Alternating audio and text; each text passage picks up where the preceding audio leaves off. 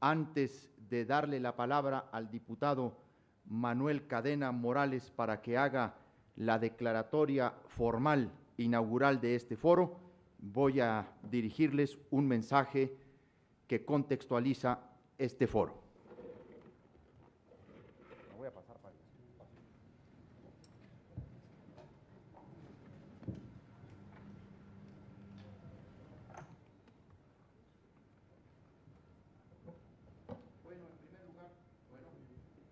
Bueno, gracias.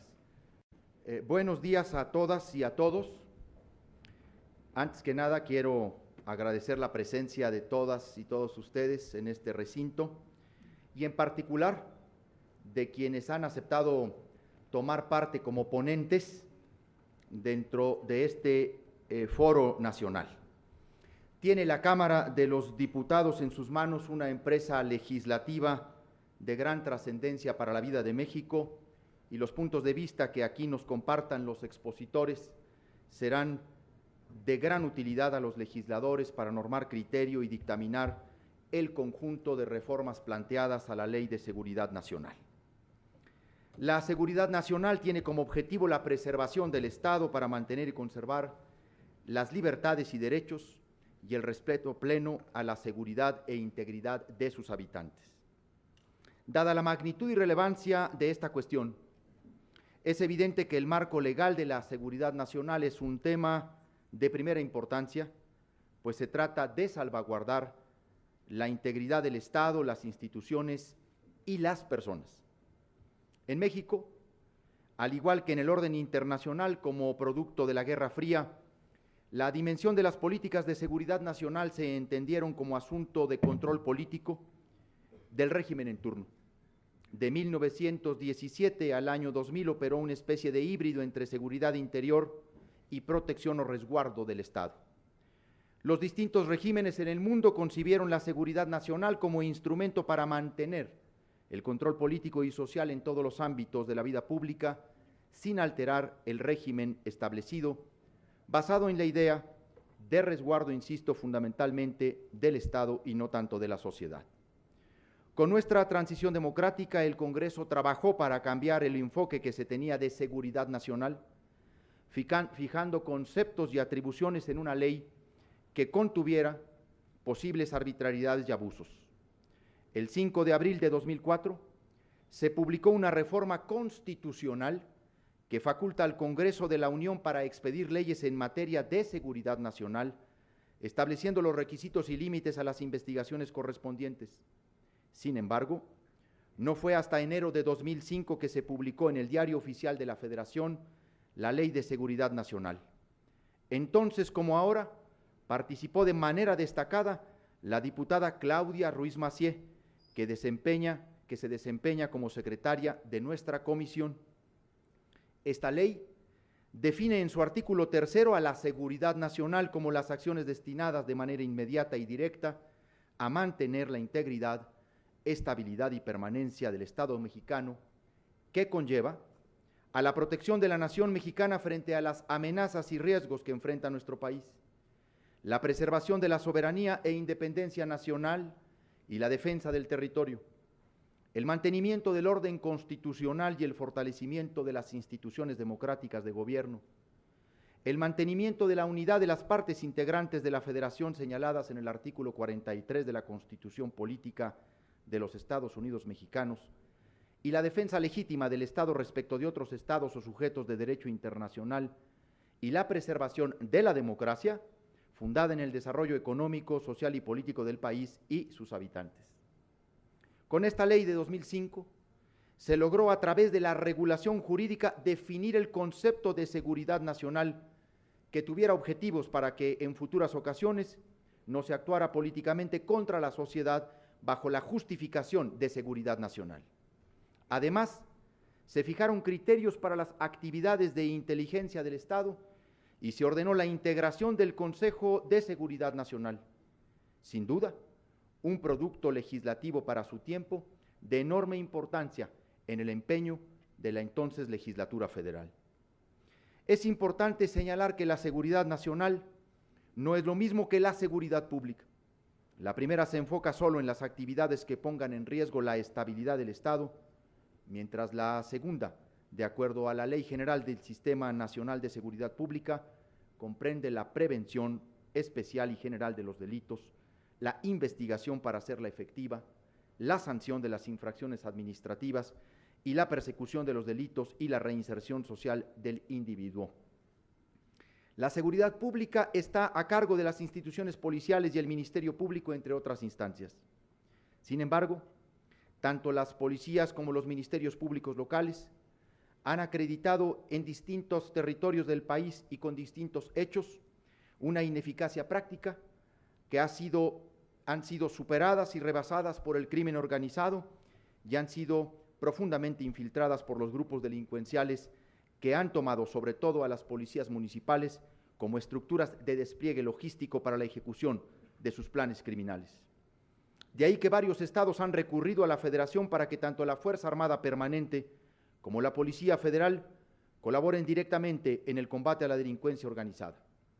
Por ello, el 23 de abril del 2009, el presidente de la República envió una iniciativa al Senado para reformar diversas disposiciones de la Ley de Seguridad Nacional de 2005 que dieran certidumbre jurídica y fijaran la corresponsabilidad de los distintos niveles de gobierno en la actuación supletoria y subsidiaria de la Fuerza Armada Permanente para hacer frente a un objetivo difícil pero innegablemente necesario: combatir frontal y decididamente al narcotráfico. El narcotráfico es un mal que ha destruido sociedades, ya sea por la violencia que genera o porque facilita que niños, jóvenes y adultos consuman sustancias que alteran su fisiología, su psicología, trastornando su vida y su entorno. ¿Qué buscaba la iniciativa presidencial? Mientras se ponía en marcha la estrategia de combate al narcotráfico, se presentaron evidencias de que muchas estructuras policiales locales estaban rebasadas o infiltradas. Por ello, se propuso recurrir al apoyo, hasta ahora muy valioso, del Ejército Mexicano. Sin embargo, esta actuación del Ejército en el combate a la delincuencia organizada no tiene ningún encuadramiento legal.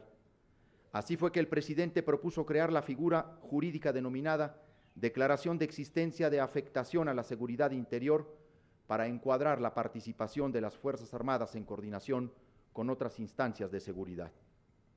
La declaratoria procedería cuando hubiesen actos que pusiesen en peligro el orden o la paz de un municipio, estado o región, o cuando la sociedad estuviera en grave peligro. La declaratoria debía ser sustanciada por el Consejo Nacional de Seguridad Nacional y nunca implicaría la suspensión de garantías individuales. Después de poco más de un año de discusiones, el Senado aprobó las reformas a la Ley de Seguridad Nacional, mejorando sustancialmente la iniciativa del presidente de la República. Es importante que quienes están hoy en este foro y quienes lo siguen a través del canal de televisión del Congreso sepan que tanto el Senado de la República como la iniciativa del presidente de la República tiene base en jurisprudencia de la Suprema Corte de Justicia de la Nación, que declaró que las Fuerzas Armadas pueden entrar en auxilio de las autoridades civiles cuando éstas soliciten el apoyo de la fuerza con la que disponen. Por esta razón, el Instituto Armado está constitucionalmente facultado para actuar en materia de seguridad pública en auxilio de las autoridades competentes y la participación en el Consejo Nacional de Seguridad Pública de los titulares de la Secretaría de la Defensa Nacional y de Marina. Además, la fracción sexta del artículo 89 constitucional faculta al presidente de la República a disponer de dichas fuerzas para la seguridad interior. Por estas razones, dice la Corte, no es indispensable la declaratoria de suspensión de garantías individuales previstas para situaciones extremas en el artículo 29 constitucional. Así se estableció en la minuta del Senado un procedimiento para determinar en qué modo, momento y lugar se podría contar con la Fuerza Armada Permanente en actividades de auxilio a las autoridades locales mediante una declaratoria de afectación a la seguridad interior. El Senado, al aprobar la iniciativa del presidente de la República en su mayor proporción, estableció que la declaratoria de afectación a la seguridad interior no sería indefinida y no suspendería los derechos fundamentales de las personas.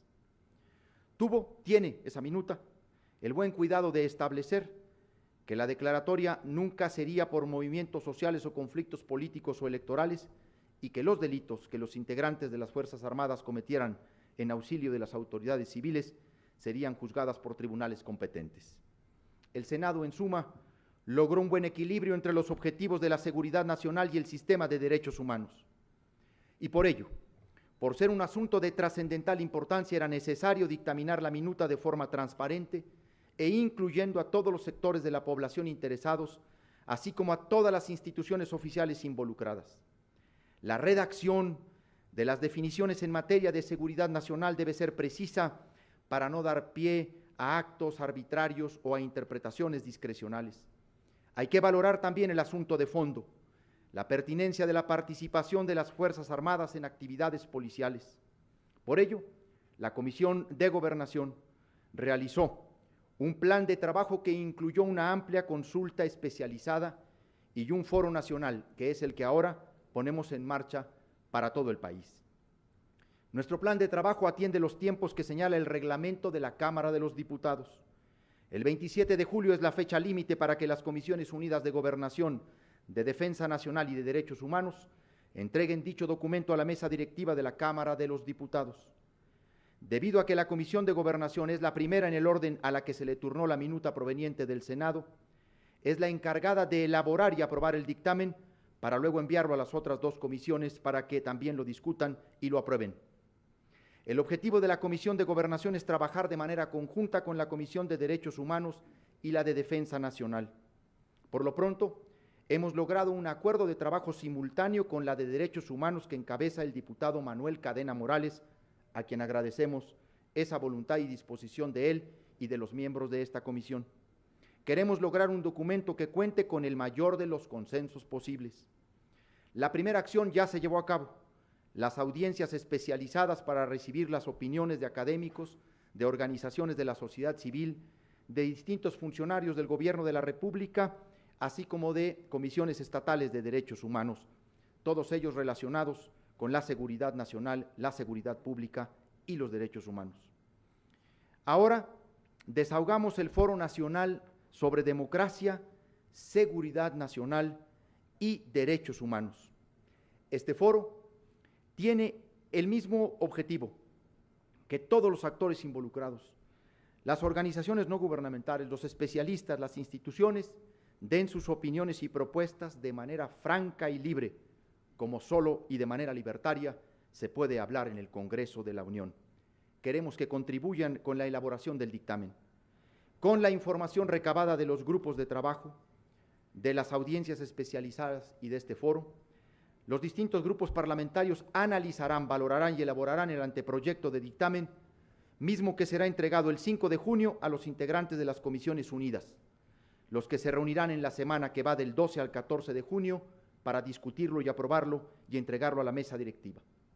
Por supuesto que la decisión es transparentar toda la información, abrir el proceso a los ciudadanos y dar cuenta puntual de las acciones y reuniones a celebrar y de las que estén por celebrarse. Esa es la apuesta de la Comisión de Gobernación, transparentar el proceso, abrir la discusión a todas las voces, allegarnos las opiniones más informadas. Estamos conscientes de la trascendental tarea que tenemos en nuestras manos. A todos ustedes por su presencia, muchas gracias.